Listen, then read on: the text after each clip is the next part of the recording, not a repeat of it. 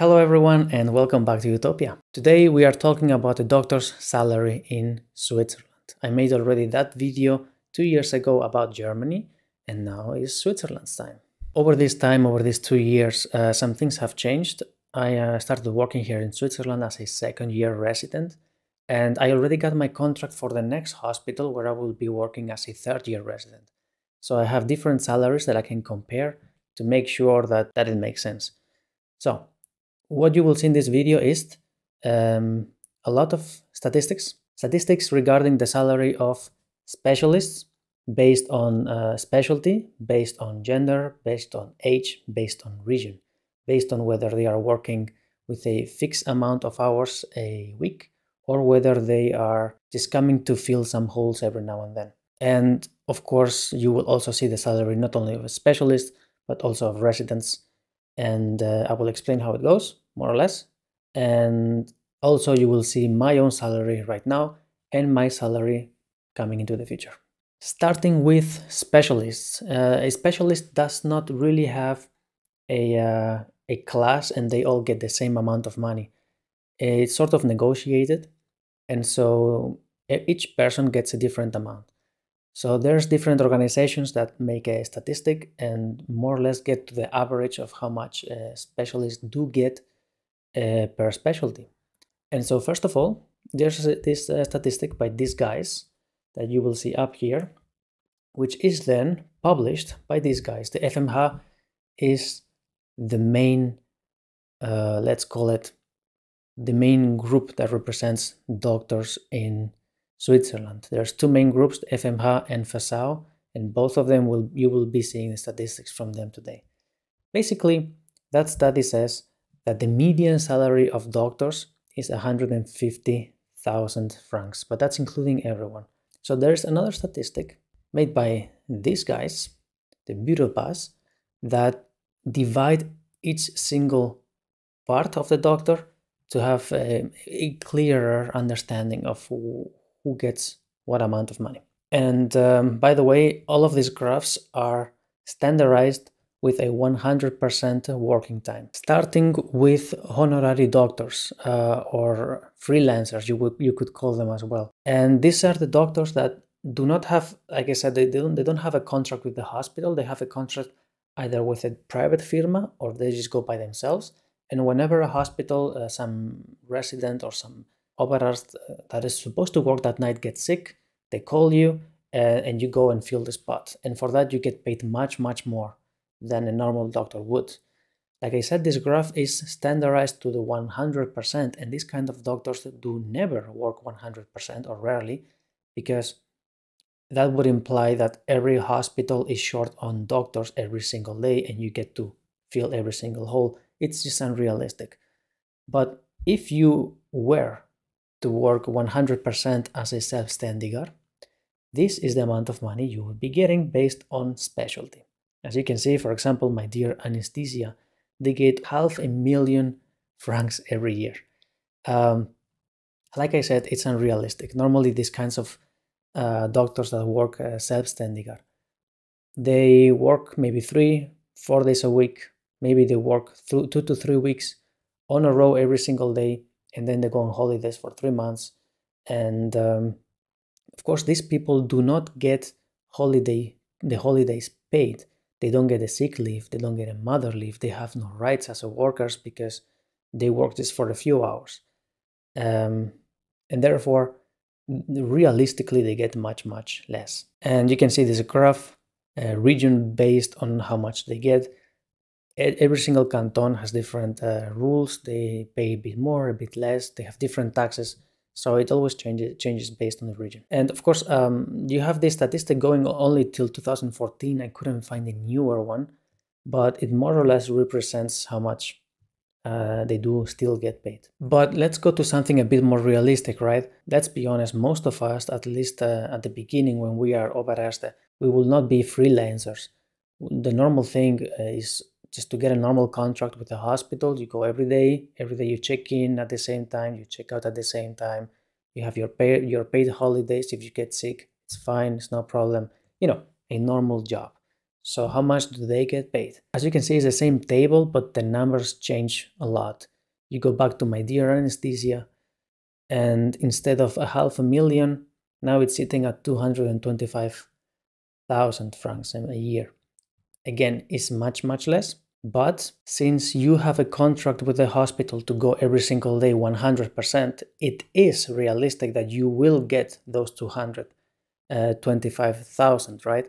While someone who was a selbstständiger was supposed to get more than the double, but only if they work every single day of the year, while you will work for sure every single day of the year. So like I said, it's much less money, but it's safe, and you don't really have to worry, and you don't really have to meet a new team every single day you go to work and not know where the things are because you're new, and not know the processes of the hospital because you're new. So it's just a trade money for peace of mind. These amounts you see here, they are the realistic amount you would be getting as an Oberarzt once you become already a Fachärzt. They give you a contract as an Oberarzt. That's a realistic amount you would be getting. Maybe not at the very beginning, because as I said, these are averages, and that means someone is getting less and someone is getting more. Maybe at the beginning, the first few years, you get a bit less, but more or less it would be a realistic amount. You can divide that by 13 payments a year, and you will see more or less how much you should be getting. This, once again, is average salaries, meaning it depends on many other things. And so let's see.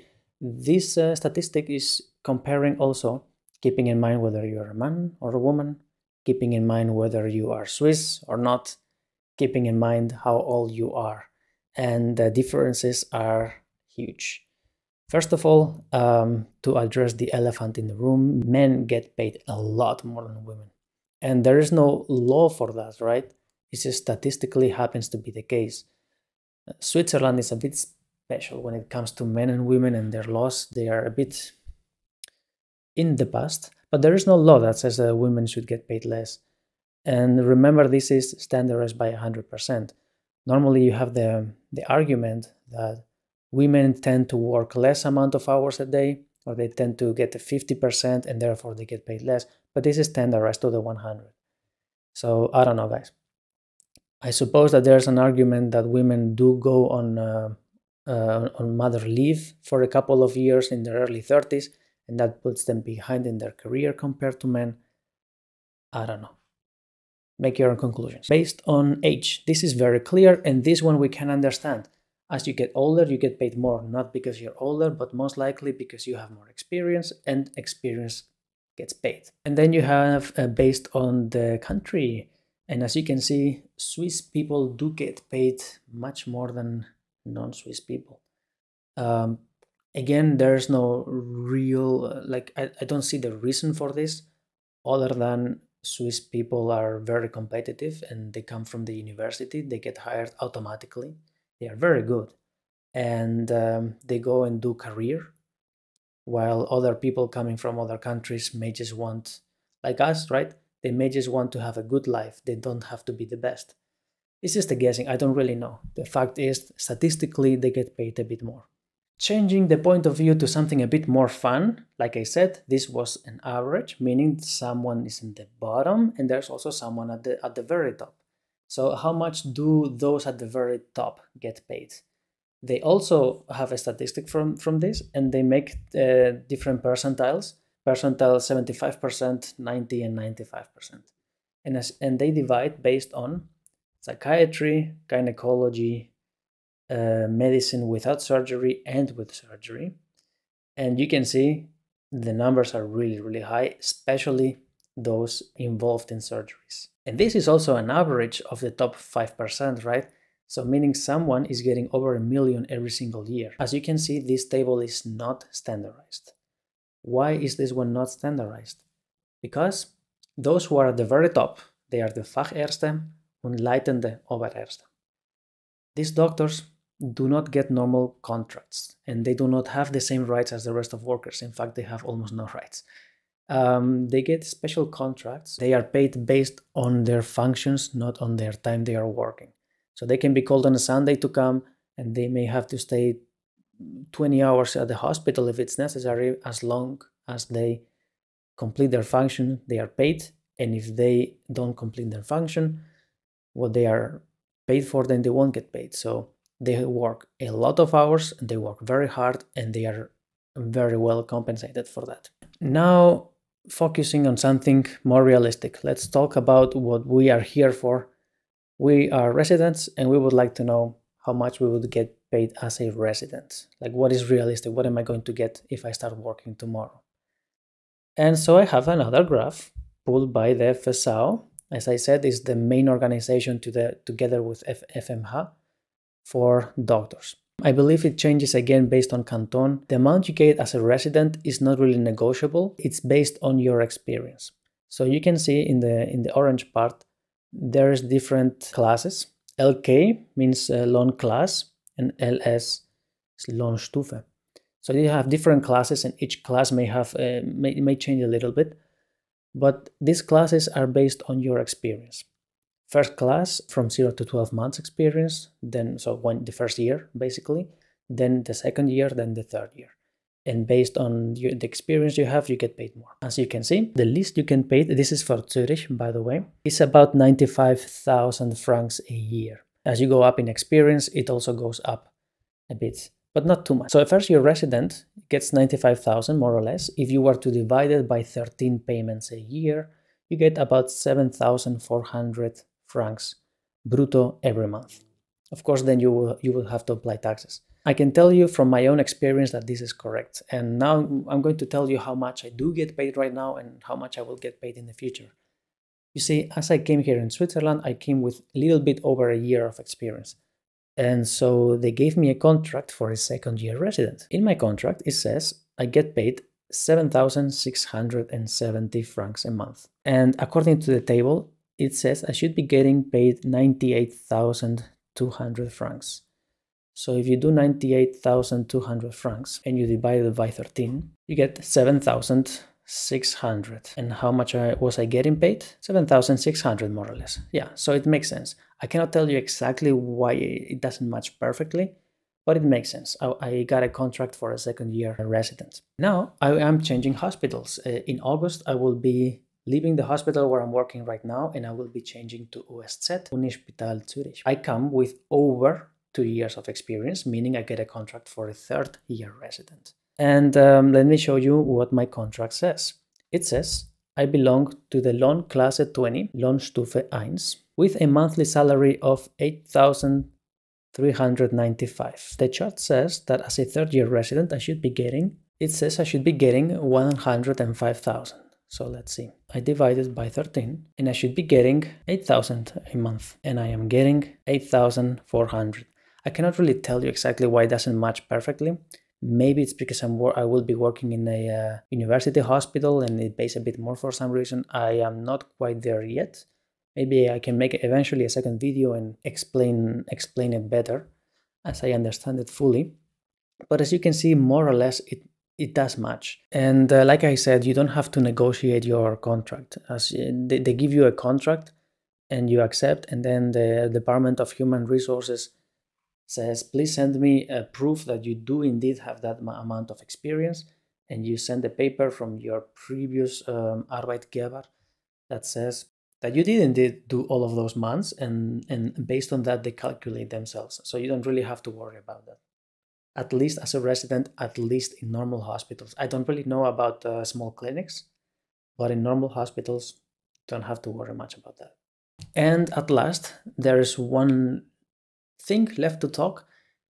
You know how much you would get paid, more or less, but the question is how much actually lands on the bank, right? This is a brutto number, meaning what lands in your bank is obviously going to be less.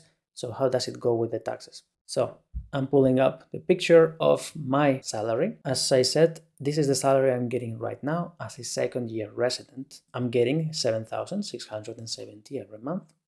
And then you have the taxes. And in the taxes, you can see a couple of them. And in the end, the final number is 5,700. So you kind of do lose a little bit over, like a 20% over there. I'm not going to go too much into the detail of what these taxes mean. It's very complex, and I would need another whole video for it. But just so you have an idea, more or less, Those $50 is because I'm renting the parking garage in the hospital. Then you have the AHV. The AHV is the retirement. You pay not for your own retirement, but for the retirement of those who are already retired. So that's something you just have to pay. Then you have the ALV, is the Arbeitslosversicherung, is the insurance if you go arbeitslos, if you don't have any job. I suppose based on the ALV, I don't really know how it works because I'm working. And the NPU is the Berufsunfallversicherung. It's a health insurance. It's not all of the health insurance. In Switzerland, again, life is a bit complicated. They usually say, why make it easy when difficult works? So your health insurance is split in two halves. When it comes to accidents, it's paid by your Arbeitgeber, meaning the hospital. And when it comes to everything else, you get your own. So you have two at the same time, always, as long as you're working. And then you have the Pensionskasse. This is again the retirement money, but this time it's not paying for those who are retired. This time you're paying for yourself, for the future, for when you're retired. And then you have the QST, Versteuer, which is a tax that they put on foreigners that are working for a short time in Switzerland. And there's also nothing you can do about it. Basically, you pay that money, which is a lot. And eventually, over the years, you become a long-term worker in Switzerland and you don't have to pay it anymore. And you will have to pay other things, but not this one. So anyway, just so you guys know, 7,600 as a second-year resident gets reduced to 5,700. If you come as a first-year resident and you were supposed to get about 7,400 a month, you could expect to see it reduced to 5,200, 5,500, which is still pretty good, right? Okay, and that makes the video for today. I know that there are some questions that are not addressed that you may have. For example, how does it work if you work in the night? Does the hour in the night get paid more than the hour in the day? How much do you have to work? What is the normal amount of hours that you work? Is it actually like that? And so on and so on. I think those questions can be addressed in the future with different videos. Like I said, right now I was working in a small hospital and I am moving to USZ, which is the biggest one in Switzerland. And so I'm sure they would put me to the test and I will find out about these things. I will surely have to work in the weekends and in the nights, which I haven't been doing so far. So we will see about that. But until then, I wish you all a good day and take care. Bye-bye.